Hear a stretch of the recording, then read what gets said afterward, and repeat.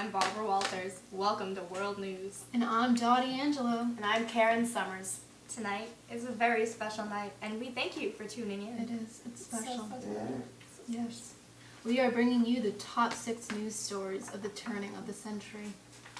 There are unforgettable moments in our country's history. They were I still don't forget them. I'm so funny. Yes. Oh, Dottie. Let's get to it then. The first event on our list is the devastating Chicago fire. Yes. With more on it is me, Barbara Walters. Hi, I'm Barbara Walters, bringing you more news on the Great Chicago Fire. It was a very dry summer in 1871, and the city of Chicago was left very vulnerable.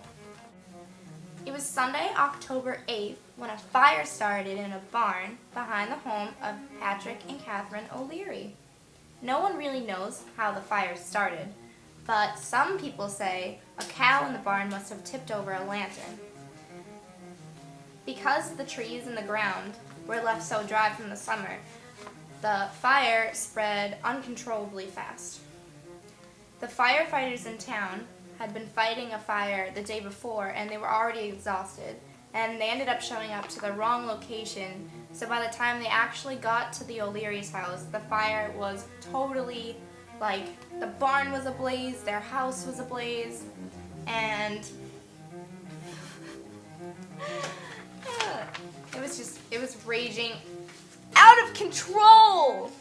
It was out of control. Out of control! It was terrible.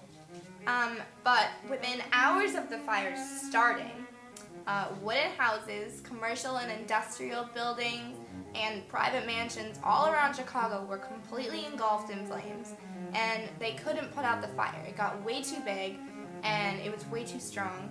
So 2 days later, after the city was basically completely evacuated, it started to rain in the morning of October 10th, and the rain put out the fire.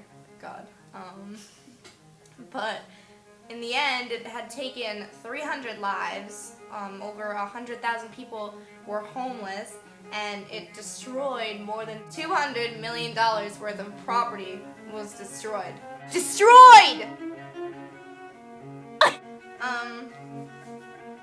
It also completely leveled the whole business district of Chicago, which at the time, business was booming. It's 1871, the Industrial Revolution's going on, and they had a huge trading center in the business district, and it was gone. And so people, companies were gone. All their files, all their paperwork was, flying everywhere on fire and stuff. Oh my god, I want to start over! And the only things that the fire didn't completely destroy, things were irreversibly changed, and it had completely destroyed travel from the east and west sides of the Chicago River, and streets were crowded. There was debris everywhere, so people were walking home when they had come back into the town when the fire was gone, and it was really sad. There's videos and you watch these people's faces as they see everything, their whole lives completely destroyed. I don't know how Jenna Marble does this because it's really awkward, but in the end, the fire became a huge milestone for the city, and it tested the limits of the city because people didn't realize how fast things would get back on their feet, and within a couple days, there were people from all over coming to help rebuild the city. And it was one of the most spectacular events of the 19th century in the U.S. Thanks for watching. Wow, Barb. That was so touching. So sad. So upsetting. It must have been really difficult for you to report on that. It was. And now we are continuing with the Garfield assassination. On July 2nd, 1881, President Garfield was assassinated.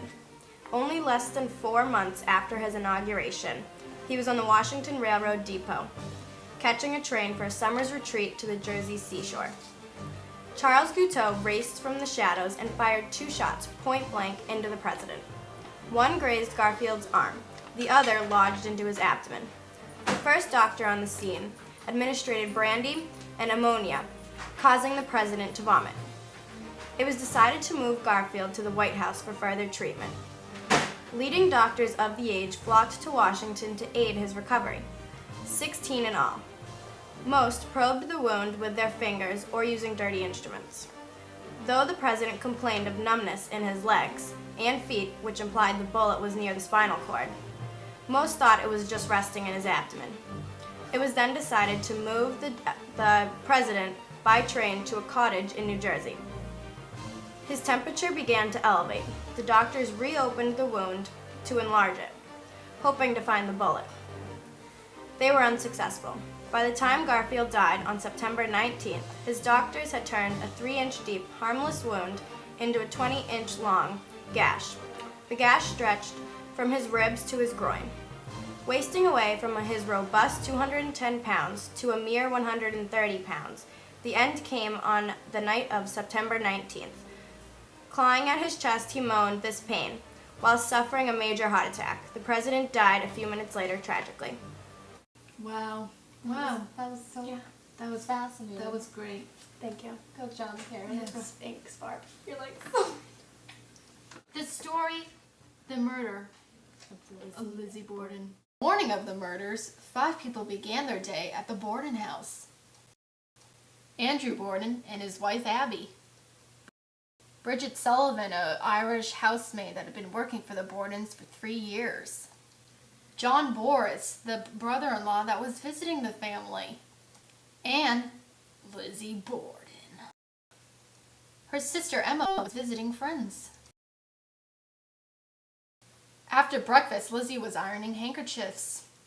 John Morris left the house to see relatives across town. Bridget was instructed to clean windows inside and out by Abby.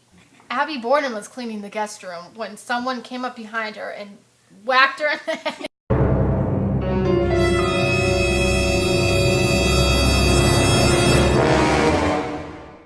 Andrew went downtown to handle business.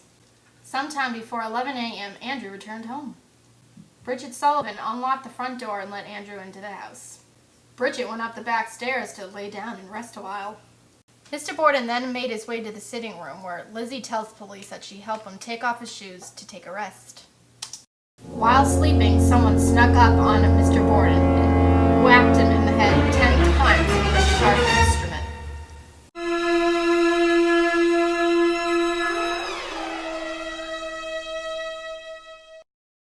So sad. It's terrible. That's awful. Lizzie Borden was not arrested for the murders until 1 week after they were committed. When put on trial, her testimony was somewhat confusing and contradictory.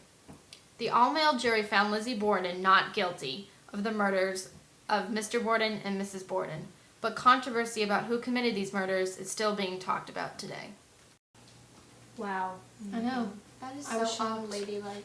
For a woman of that time. It's disgusting. I hope you don't do that, Karen. Oh, I won't. Don't you go killing your parents now. No. Okay.